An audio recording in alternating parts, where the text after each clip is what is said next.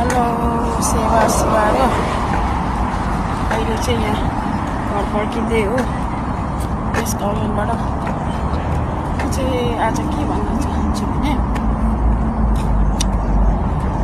हामीले चाहिँ बिहे गर्नुभन्दा अगाडि नै पैसा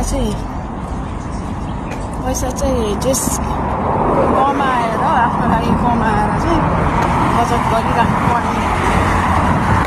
पर्ने हुँदो रहेछ। किनभने अब बिहे गरिसकेपछि होइन बिहे गरिसकेपछि अब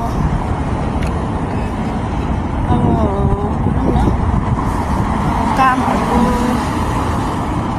गर्नु त गरिन्छ तर अब अनि अब नानीहरू भएपछि झन् अब नानीहरूलाई पनि समय दिनु पऱ्यो नि त।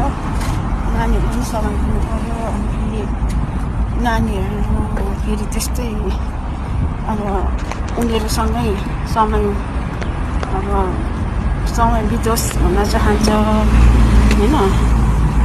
अनि फेरि काम त गर्नु त पर्छ तर पनि अब कोही बेला अब भनेको जस्तो समयको काम हुँदैन होइन। अब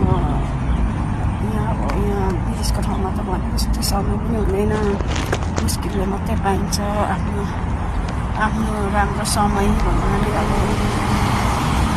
नत्र अब गाह्रै हुन्छ नि त। अनि त्यही भएर चाहिँ पैसा चाहिँ बेलामा